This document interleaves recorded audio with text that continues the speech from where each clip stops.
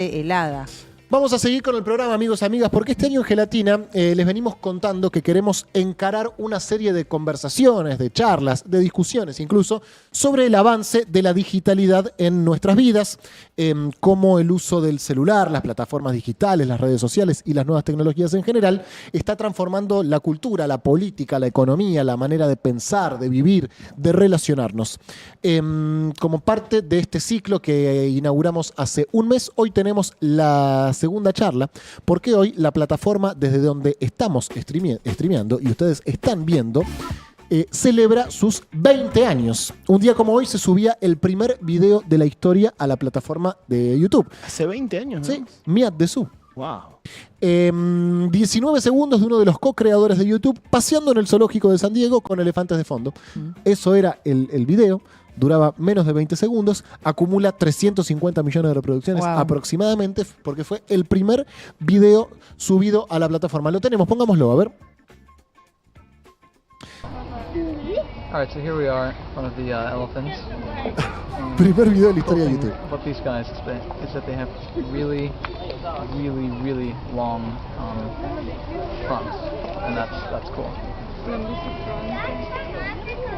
And that's pretty much all there is to say. YouTube sigue existiendo y los zoológicos cada vez menos. Cada vez menos, exactamente. Desde entonces, YouTube apareció en nuestras vidas y cambió en mayor o menor medida la industria de la televisión, del entretenimiento, la radio, la música, el deporte, el cine, el gaming. A nosotros y a tantos otros creadores que ustedes ven todos los días, YouTube nos da una mano cada vez que puede, y a mí personalmente voy a presentar a una persona que trabaja en YouTube, pero con quien me une personalmente un vínculo de gratitud, porque hoy nosotros somos un medio, podemos decir, consolidado. Sí. Pero cuando arrancamos, si eran todas dudas, Nico Angel, que está presente en los estudios, me escribió y me dijo: loco, te escribo de YouTube, decime si te puedo dar una mano con algo, así que lo mínimo que puedo hacer es recibirte con un fuerte aplauso. ¡Sí! Gracias. ¿Qué tal, Nico? Espectacular. ¿Bien?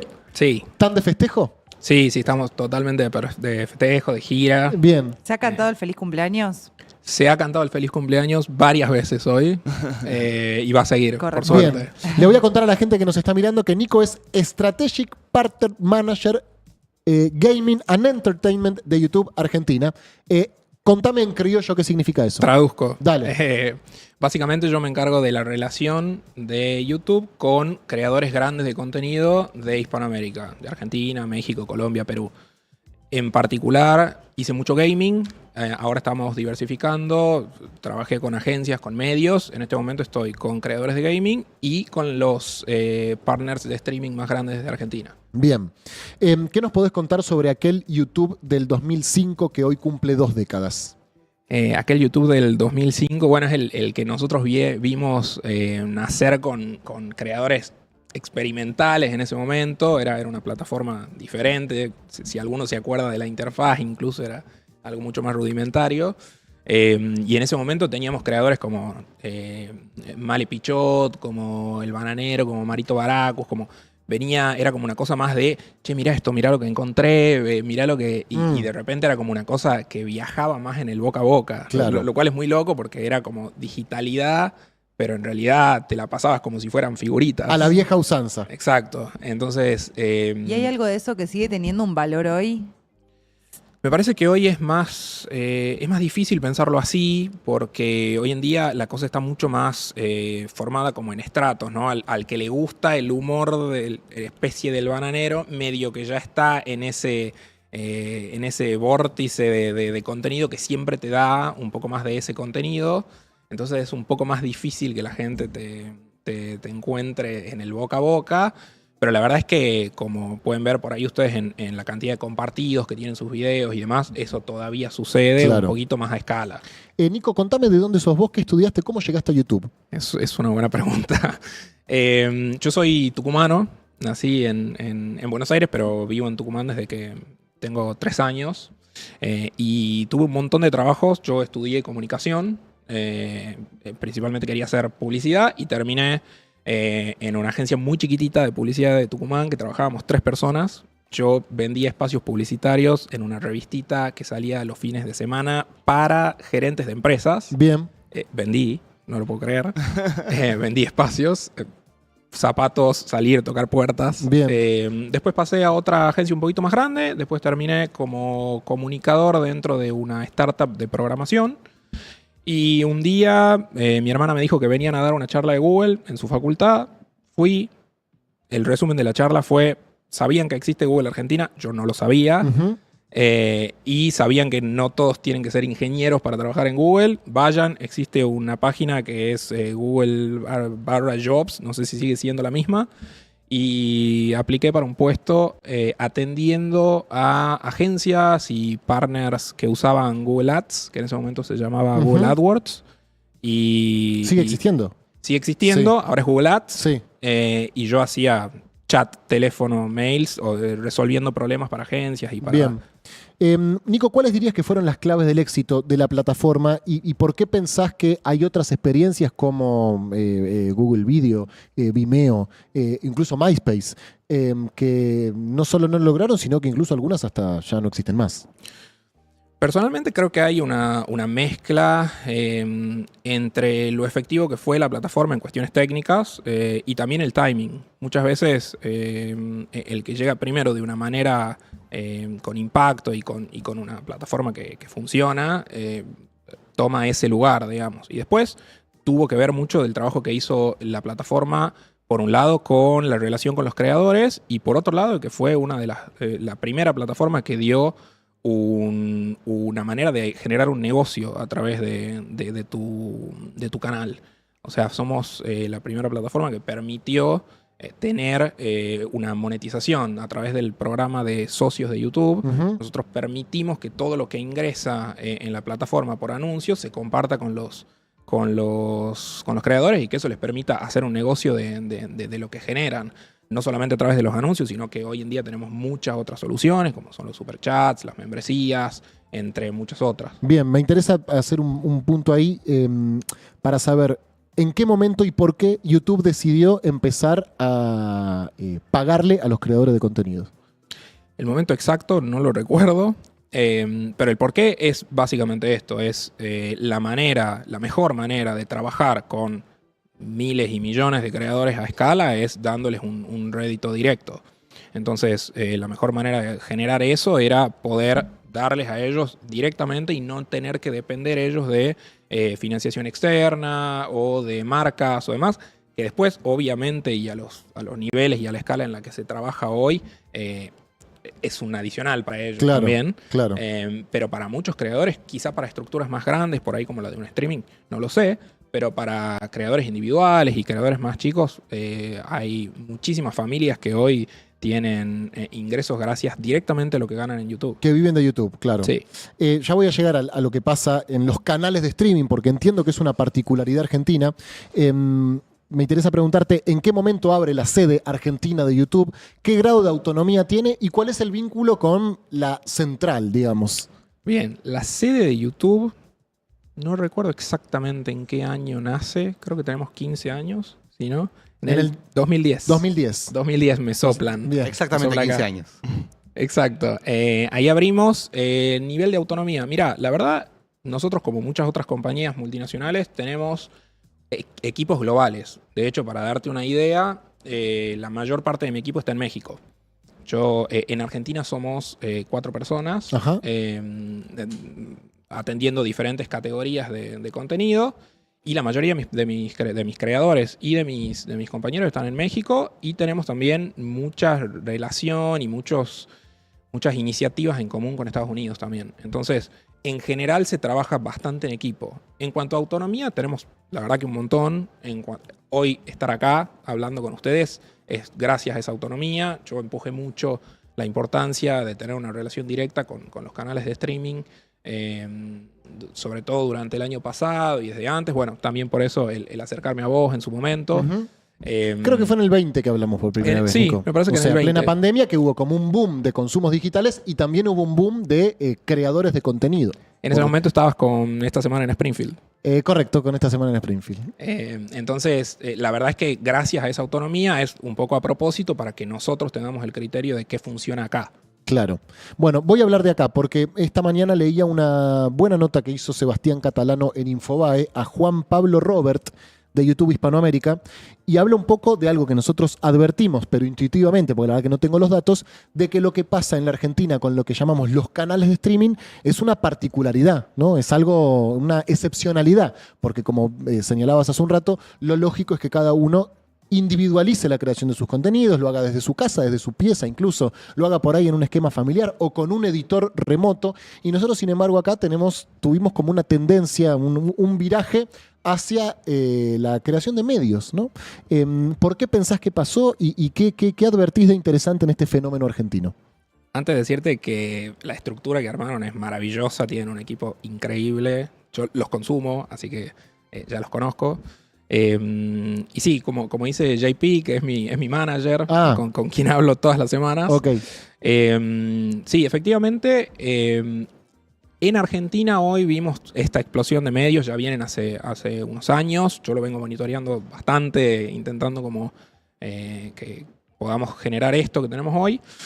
Y la verdad es que sí, yo me lo pregunté porque lo escuchábamos mucho de esto de que es un fenómeno argentino. Y dije, voy a ir a las fuentes, y me fui a un especialista en transmisiones en vivo que tenemos en YouTube, que trabaja con todo el mundo, o sea, le da soporte a creadores de Rusia, de todas las latitudes, y efectivamente me dijo, yo le pasé, le expliqué, le tuve que pasar como todos los canales, mira, está pasando esto pasa acá, y me dijo, no, la verdad con estas características hay canales sueltos que hacen esto en otras partes del mundo, pero esta industria que tienen ustedes es única en el mundo.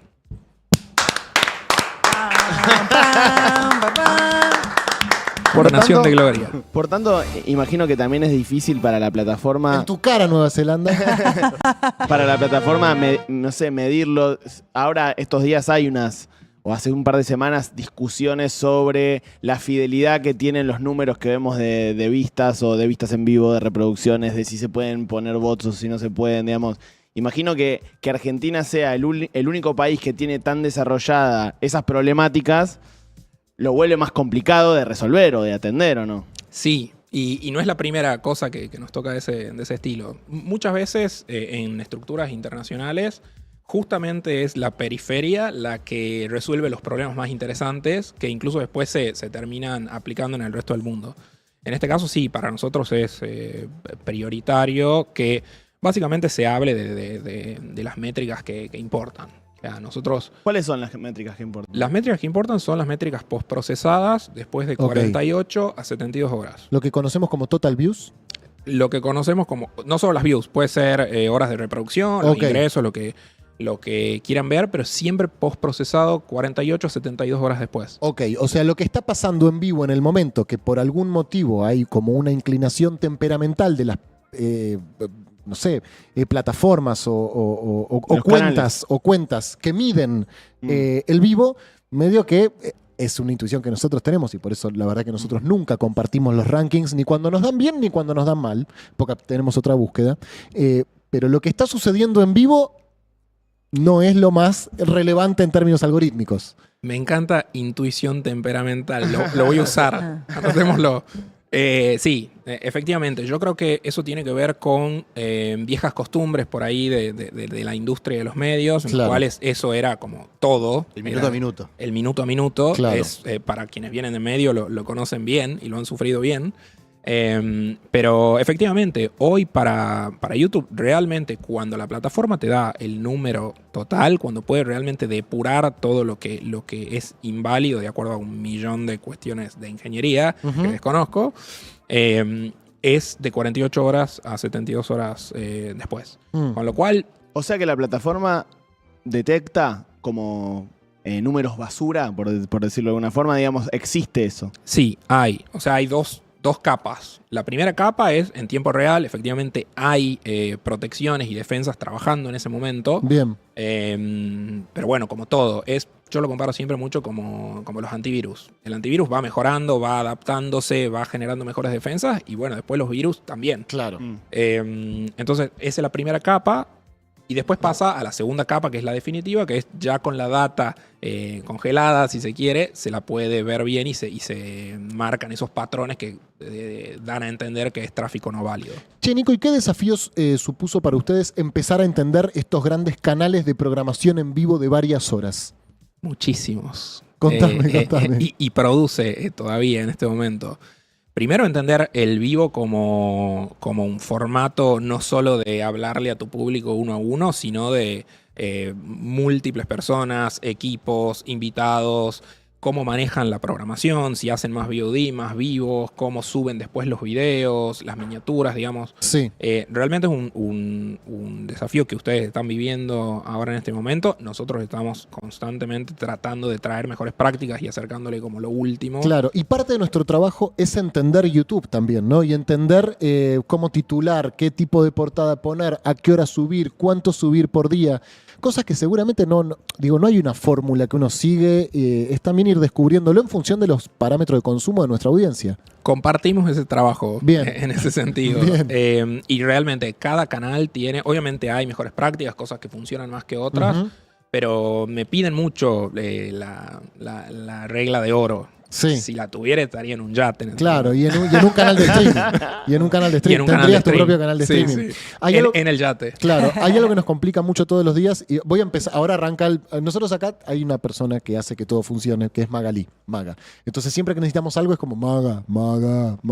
Ahora vas a hacer un poco la maga de esta charla porque tengo 1000 preguntas para hacerte. Fue una emboscada que te hicimos. Te trajimos para hablar de YouTube y ahora te vamos a hacer 1000 preguntas como por ejemplo, ¿cómo funciona el uso de música o videos protegidos por derechos de autor? Porque nosotros que tenemos como una pasión muy grande por los consumos culturales que nos formaron y que nos gustaría pasar acá música de Charlie, de los Beatles, de videos de los simuladores o películas o lo que sea, y tenemos ahí como problemas de derechos de autor. Y no es que nosotros queremos que la gente crea que Inconsciente Colectivo la compusimos nosotros, sino que simplemente queremos pasarla. ¿Cuándo se desmonetiza? ¿Cuándo no? ¿Cuándo se bloquea? ¿Cuándo no? Todo lo que es el copyright en YouTube funciona de una forma simple en la teoría, digamos. Es el dueño de los derechos digitales puede ser el artista, o puede ser una disquera, o puede ser una empresa que se dedica a gestión de derechos digitales. Bien. Tiene una herramienta que le permite a ellos en tiempo real poder como escanear YouTube para identificar si hay alguien utilizando su contenido.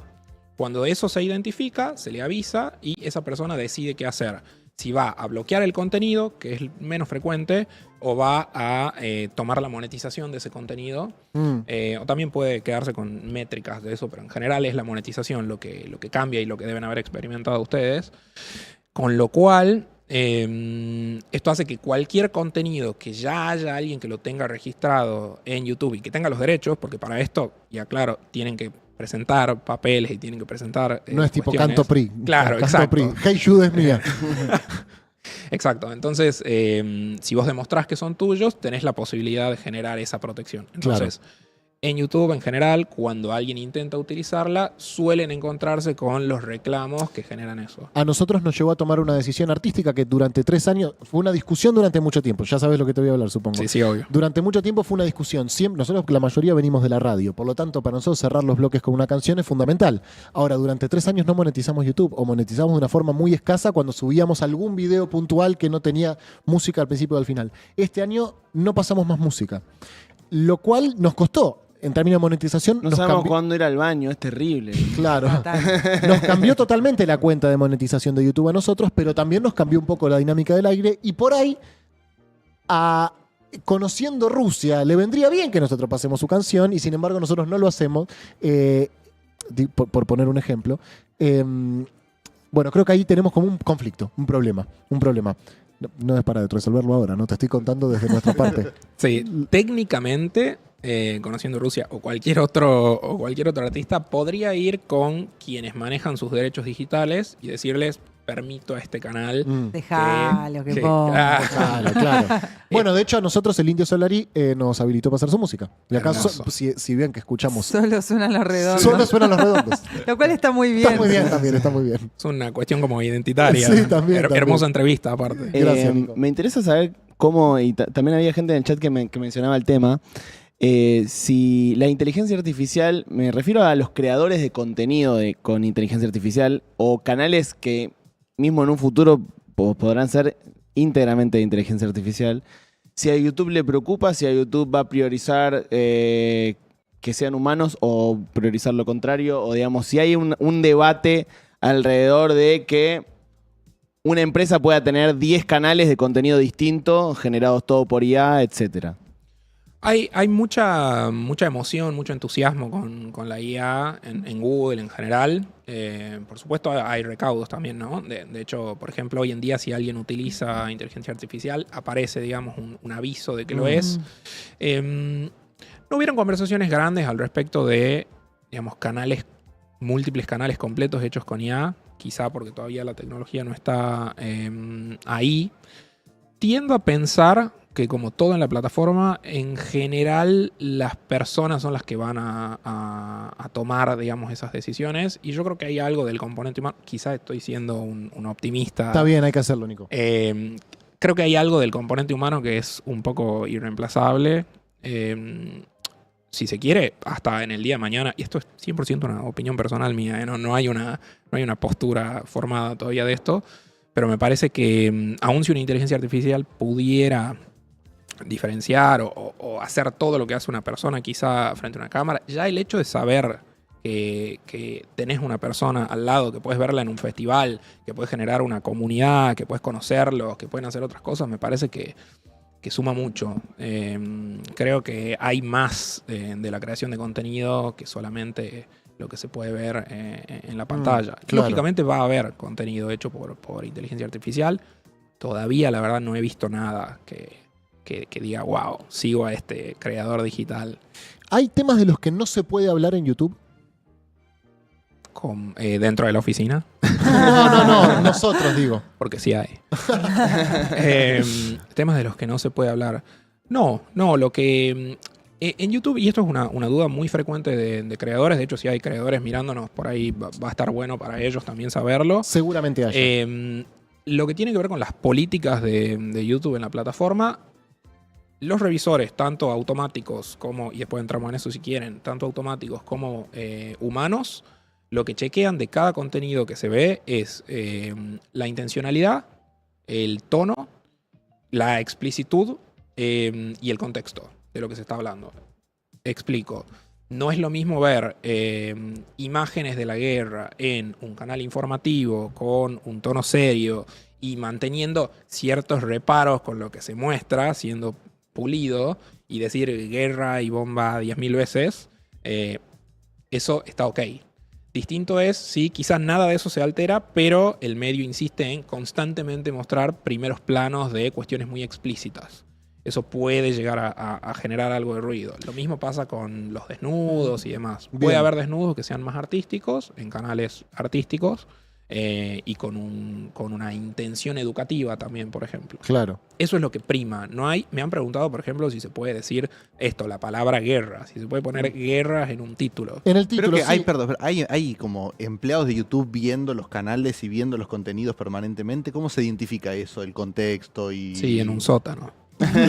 ¿Cuántos son? Imagino un call center.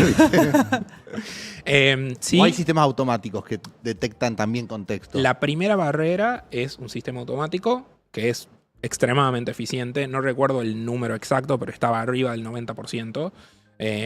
Cuando digo 90% me refiero a la cantidad de veces que hacen una manifiestan o algo así. y después la gente lo quiere cuestionar y terminan ganando porque estaba mal categorizado.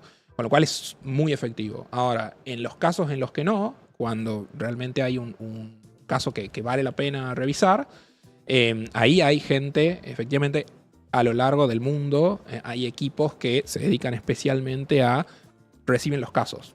Y uno a uno van, con este criterio que les comenté, van y lo manejan manualmente. Nico, ¿el algoritmo privilegia creadores grandes por sobre creadores nuevos? ¿El algoritmo privilegia contenidos vinculados al entretenimiento por sobre contenidos políticos? No. Realmente, primero, el algoritmo, esto lo digo siempre, quizás ya se lo dije alguna vez a ustedes, ni siquiera los ingenieros que trabajan en el algoritmo saben al 100% Bien. todo lo que hace y cuándo lo hace. Pero pregunta. Por Pero- favor, decime la verdad. ¿Hay, digamos, cuestiones que ustedes conocen de cómo funciona el algoritmo y nosotros no? Buena pregunta. Sara. ¿Lo digo o no lo digo? Creo que Si no. lo dijeras Creo, tendría que matarte. sí. Honestamente creo que no. Creo que no. Quizá hay cosas, pero no que yo las sepa. Ok. Creo que no. Lo que sí, el algoritmo, digamos, lo que intenta es buscar videos para personas. Entonces, si esta persona es una consumidora de, por ahí, creadores más experimentales, más chicos, lo que sea, les va a aparecer. Y también hay dentro de ese mix un intento de mostrar creadores establecidos y creadores nuevos. Les debe haber pasado No, ni hablar. a ni todos hablar. como usuarios que Obviamente. les aparezca un video con 1000 vistas, No, por y, ejemplo. y uno también realmente nos pasa. No creo que nuestros mejores contenidos hayan sido los más vistos. Puntualmente la entrevista con el indio, sí, digamos, la entrevista. Pero digo, si uno mira el grueso, hay casos particulares. Entrevistamos a personas que tienen un peso específico muy, muy fuerte y bueno, lo saco de la cuenta. Pero no creo que nuestros mejores programas hayan sido los más vistos, que nuestras mejores secciones sean las más, etcétera.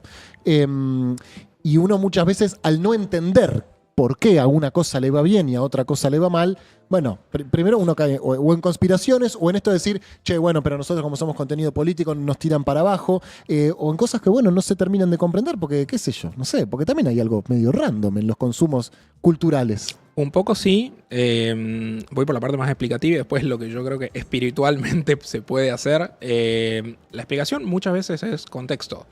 ¿Qué están haciendo otros creadores similares? ¿Qué está pasando ese día? Claro. Son como múltiples. Y por otro lado, también muchas veces tiene menos que ver con lo que está pasando en el contenido en sí y qué está pasando en el mundo, ¿no? Entonces, varía. O sea, es muy difícil que ustedes vean en el papel 2 programas y digan, a este le va a ir mejor que a otro. Claro. Con lo cual, no hagan eso. Claro.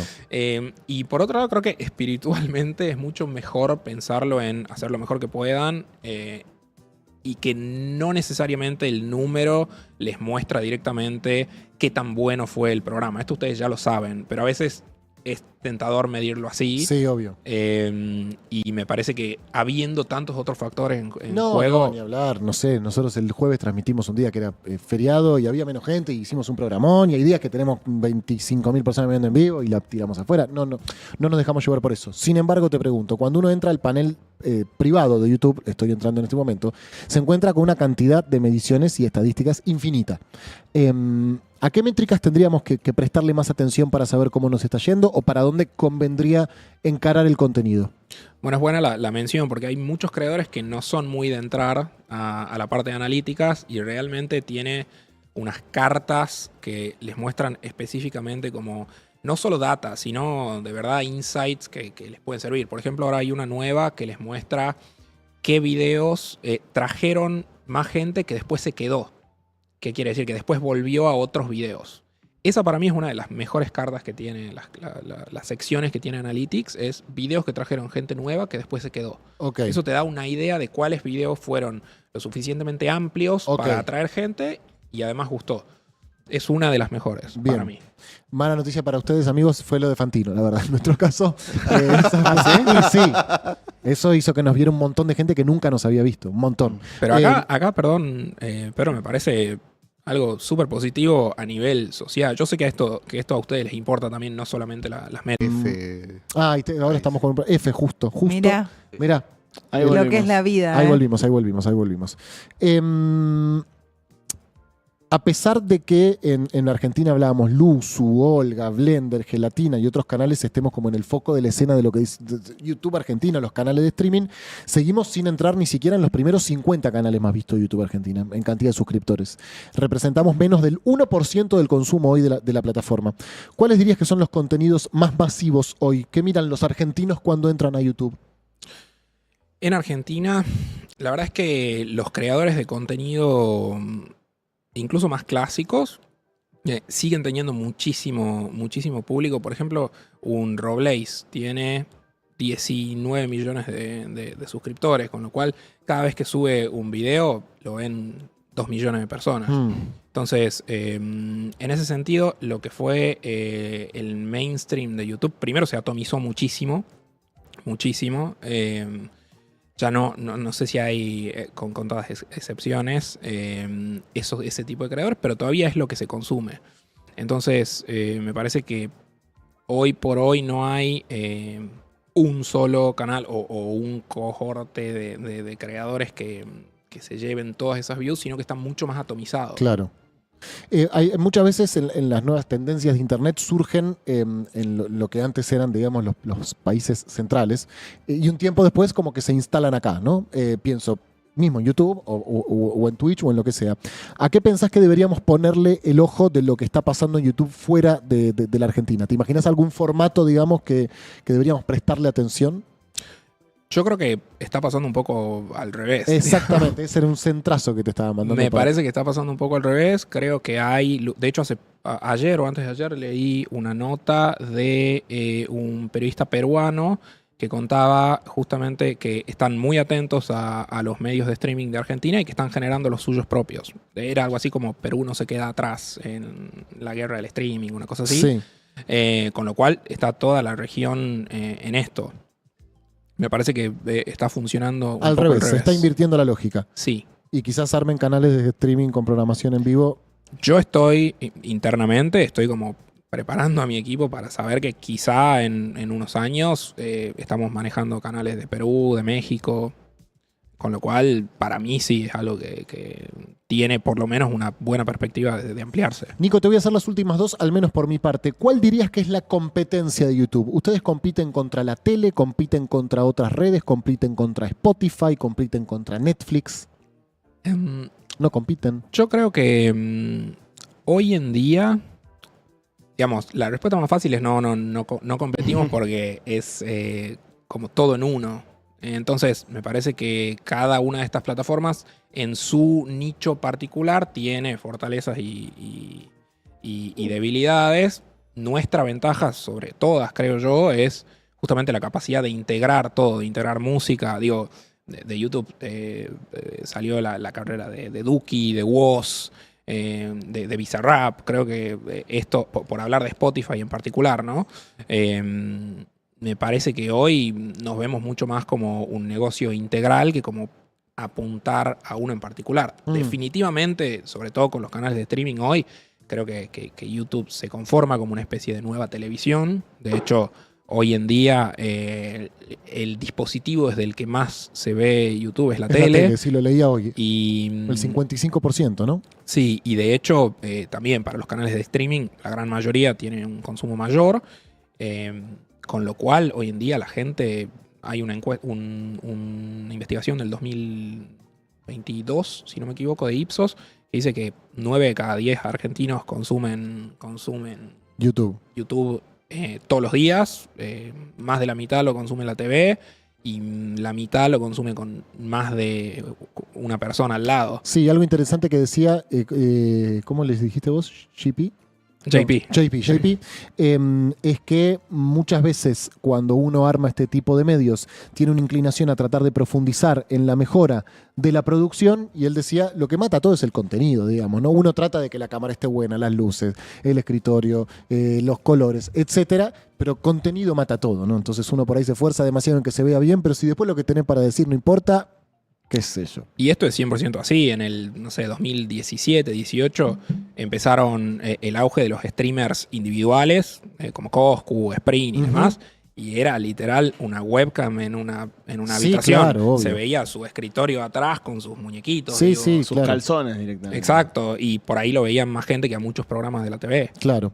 Nico, te voy a hacer la última y ya venimos con la fábrica de spots y ya viene Ofelia Fernández. Hoy muchos pibes cuando escuchan la clásica pregunta ¿qué querés ser cuando seas grande? Responden, quiero ser youtuber. ¿Qué consejo le podrías dar al que está arrancando con esto?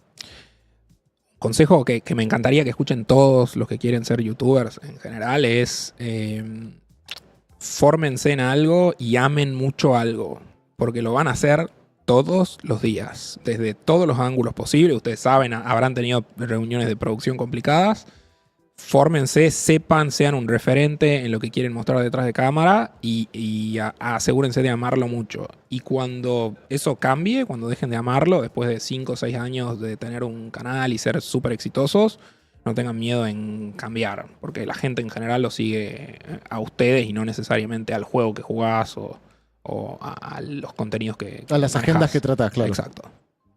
A mí me resirvió. ¿Nos quedó alguna pregunta, chicos, que quieran aprovechar? Si no, lo vamos a agarrar fuera del aire y vamos a hacer las 4.000 preguntas Le que damos nos el quedan. formulario. Queremos la fórmula secreta. La fórmula secreta. Para la próxima, Nico, te pido que nos La traigas traigo. la fórmula